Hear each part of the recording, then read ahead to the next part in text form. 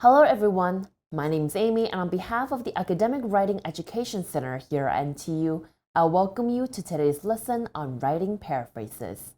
Let's get started. In the previous chapter, we discussed how to compose a summary. So, what exactly is the difference between a summary and a paraphrase? They both seem quite the same on the beginning, doesn't it? They're both extracting information from a long segment of a text and using them as our own. And so when we look at a paraphrase, the key understanding is that when compared with the original text, a paraphrase should actually be similar in length, whereas a summary will be significantly shorter, only accounts for about 10 to 15% of the original text. Nonetheless, when you're using a paraphrase, you're essentially using the same idea that the author has but expressing them in different words, whereas in a summary, you are extracting keywords from the original text and implemented and embedded as part of your summary.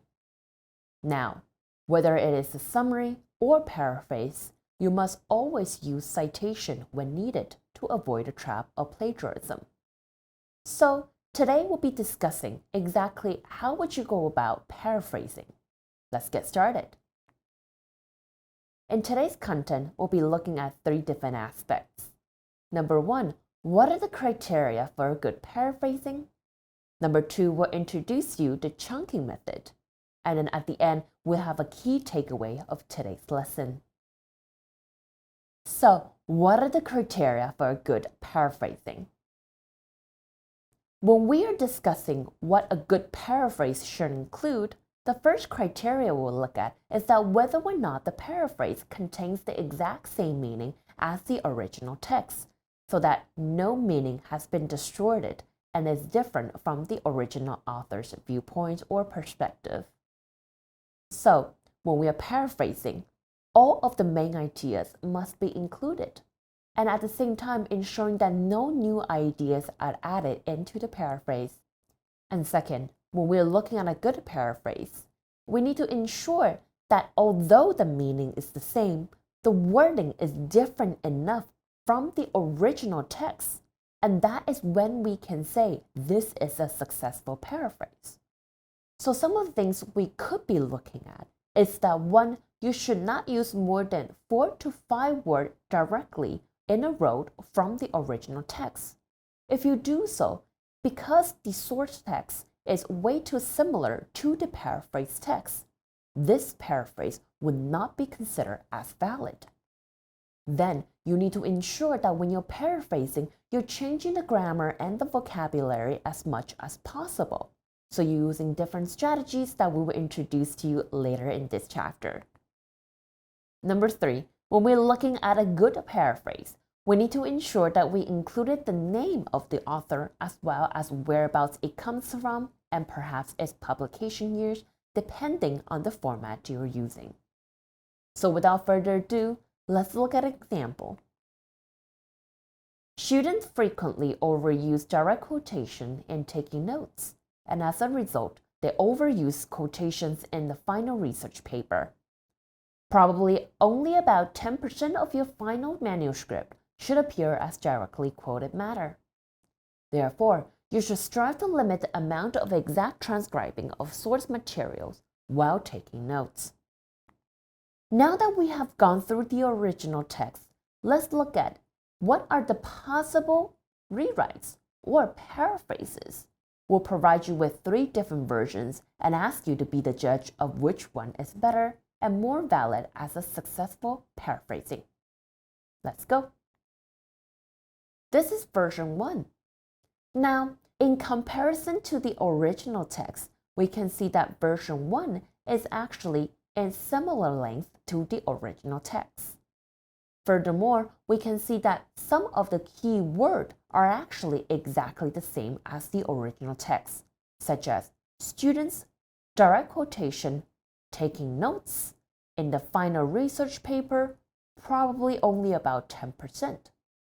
And furthermore, we can see that at the end of this paraphrase, there are no citation. And hence, we will see that because the overall paraphrasing is too similar to the original wording, this is not a valid or a good paraphrasing. And so we will call this a plagiarized version, simply because there's no citation and is way too close to the original text. Let's look at version 2. In version 2, we can see that quite clearly the length of the text is comparatively shorter than the original text. Furthermore, we can see that there's also citation at the end of the text without repeating too much of the original text.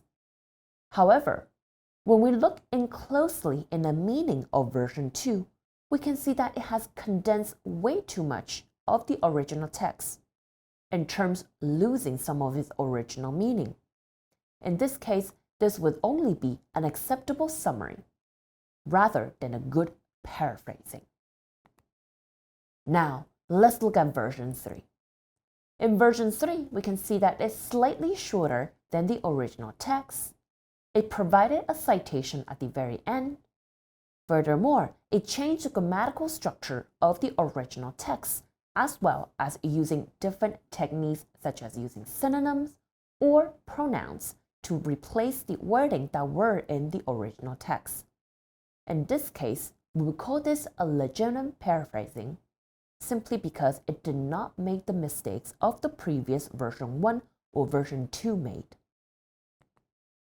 So having gone through 3 different versions of paraphrasing, which one did you like the best?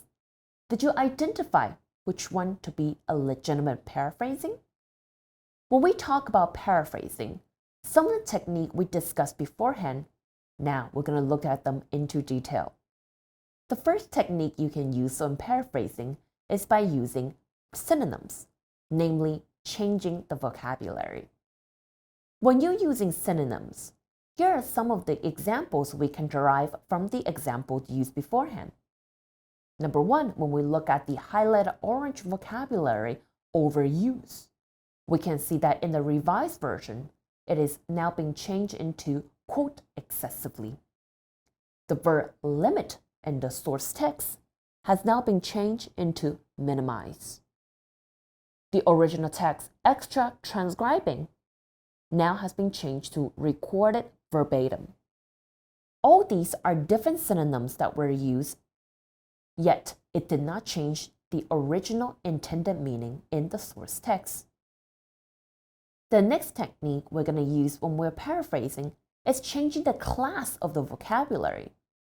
So say we're changing it from a noun to a verb, from an adjective to a verb, or from an adjective to a noun.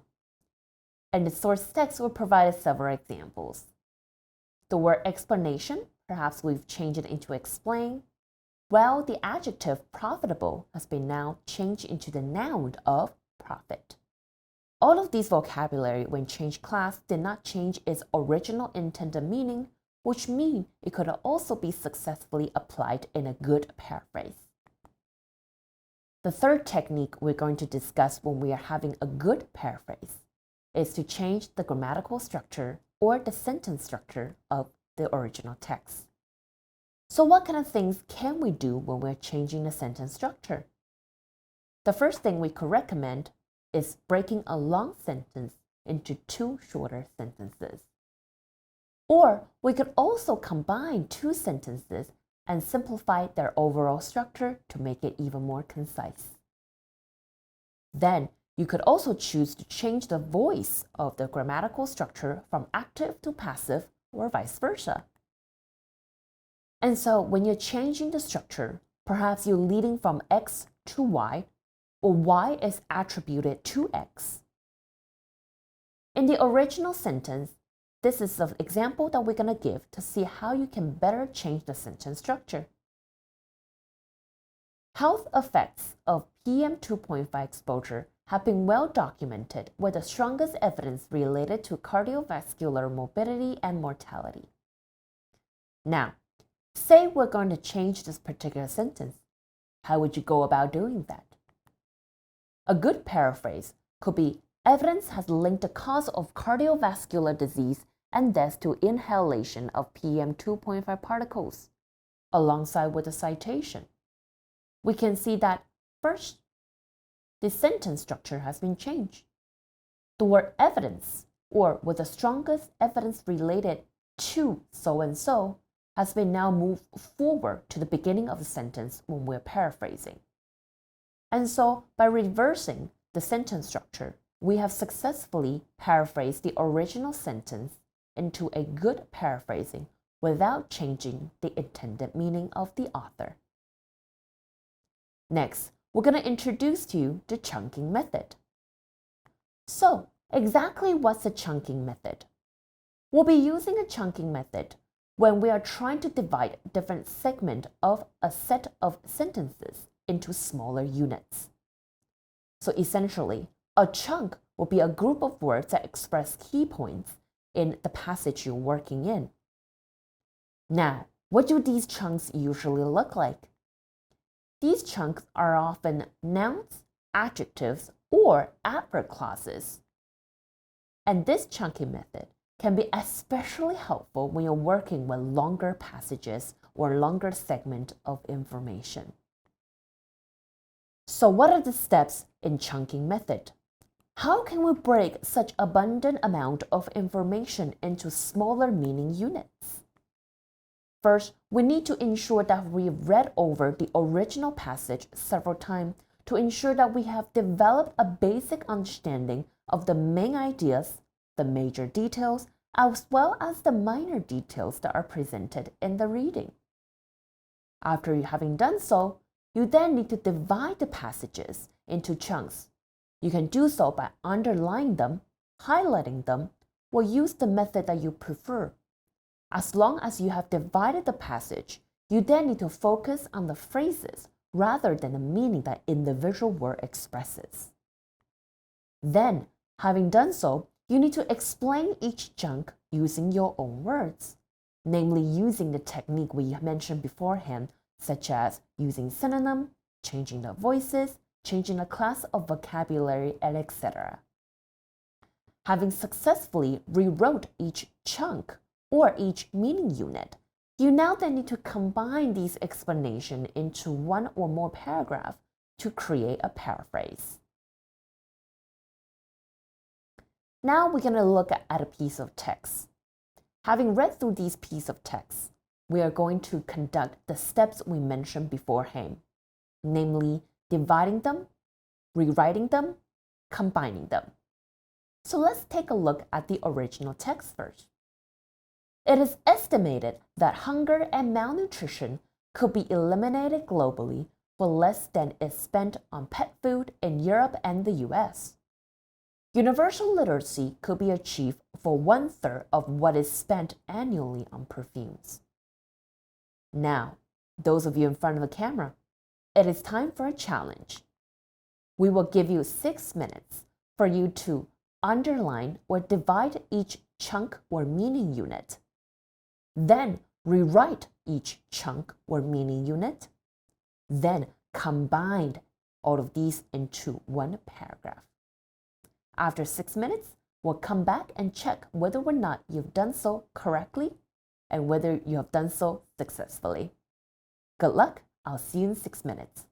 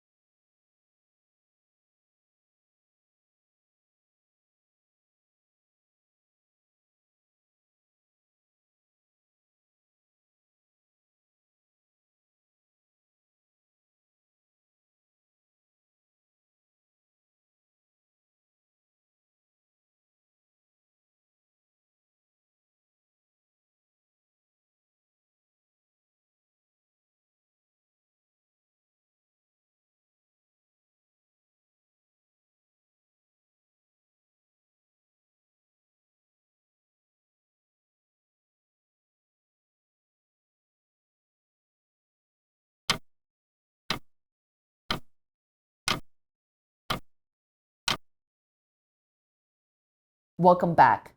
I hope you had fun when you're doing so. Now let's look at whether or not you have divided each chunk correctly. We can see that from the original text, it is estimated that hunger and malnutrition could be eliminated globally. This is one individual and complete meaning unit. After the preposition for, it is additional information that wish to complement the noun clause beforehand. So, for less than is spent on pet food in Europe and US, it's another individual chunk. After the semicolon, grammatically speaking, we know for sure this is another individual meaning chunk. And so, universal literacy could be achieved as another individual chunk. After that, we'll sing another complementary sentence again using the preposition for. So, for 1/3 of what is spent annually on perfume, this is another meaning chunk. In total, we have 4 chunks. Now, let's look at the possible rewrites. Remember, there are no right answers. And so, compare your answer to what is now going to be shown on screen. Did you write something similar? Or did you use other techniques to achieve your goal?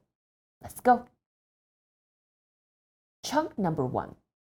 In the original text, it talked about the estimation of how hunger and malnutrition could be eliminated globally. The rewrite we have provided is that instead of saying hunger and malnutrition again, I use problems of famine. Instead of saying eliminated, I use the word solved. And so I used the word problem to conclude hunger and malnutrition and combine the meanings together, while I use the solve as a synonym for elimination to ensure that my meaning wasn't distorted. Let's look at chunk number 2. For less than is spent on pet food in Europe and US. In my rewrite, you'll realize that Europe and US, I did not use another synonym, simply because it cannot be replaced otherwise. But when I want to discuss for how less money is spent on, I wrote for less money than it costs. So instead of using a synonym from the same point of view, I use a reverse viewpoint to ensure that the same meaning is carried across from the original text to the rewording. In chunk number 3, it talked about how universal literacy could be achieved. Now for my rewrite, instead of finding the same jargon that explains or carry across the meaning of universal literacy, which I'm having trouble finding, I simply explained it by saying that and everyone could learn to read and write. Now, at last, let's look at chunk number 4. For 1/3 of what is spent annually on perfumes. For my rewording, instead of saying 1/3 one more time, I use percentage. For about 33% the amount that people spend on perfume every year. So you can see here, instead of saying annually, I used every year as a synonym. Now, having successfully rewrote all 4 sentences, you have finished the task of combining it into one paragraph. So let's compare. Are our paragraphs similar? How is our paraphrasing different from one another? So, remember, before I reveal the answer from our end, there are no correct answers. So let's see how is our paraphrasing different. Knickerbocker, 2004, notes that problems of famine can be solved worldwide for less money than it costs people to feed their pets in the US and Europe. And everyone could learn to read and write for about 33% of the amount that people spend on perfume every year. So this is the possible paraphrase that we have come up with using the rewrite method and the chunking method that we mentioned beforehand. How is your paraphrasing different from ours? Now, I'm going to give you another task to ensure that you have practiced the technique of chunking successfully. Let's look at the original task and see whether or not you are able to underline the chunks. algorithmic transparency can lead to the exposure of intellectual property to the public, which will not only jeopardize the privacy of the computational secret, but can also endanger the policies of the authorities. Now, I'm going to give you 3 minutes. With these 3 minutes, can you explain the meaning of each chunk using your own words? After 3 minutes, we'll give you the possible rewording. Let's go.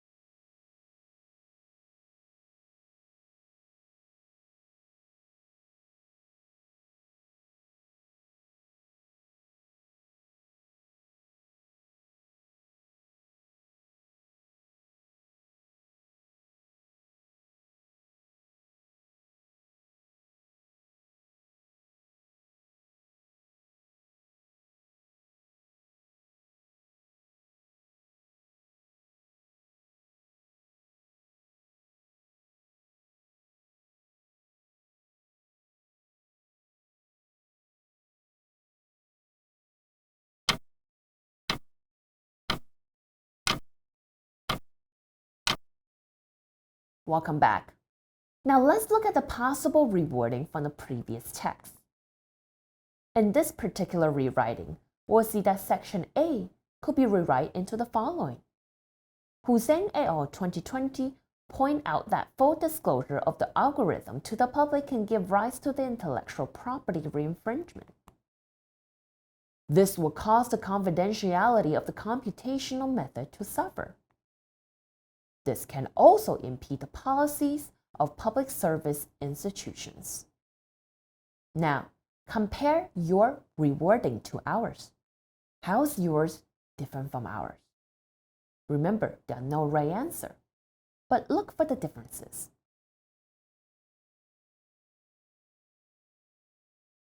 So, having reworded everything, this will be the possible paraphrase that we'll present at the end. So in today's lesson, there are 2 key takeaways I wish to bring to you. Number 1, successful paraphrasing skills with the aid of the chunking method. It is essential for you because you wish to develop strong academic writing skills. With the abundance of information at hand, without a successful paraphrasing or the chunking method, it is hard for you to grasp the main idea of the long segment of passages. And hence, by successfully paraphrasing, you are able to add more content and create stronger researches. But I also want to remind you, unsuccessful paraphrasing could result in unintentional plagiarism, which could compromise your academic career. So be aware. In today's lesson, we talked about the skills of paraphrasing. In order to create a good paraphrase, chunking method was introduced to you, as well as some other techniques such as using synonym, changing the voice, or changing the class of a vocabulary. I hope today's lesson has been valuable to you. I hope to see you next time. Bye-bye.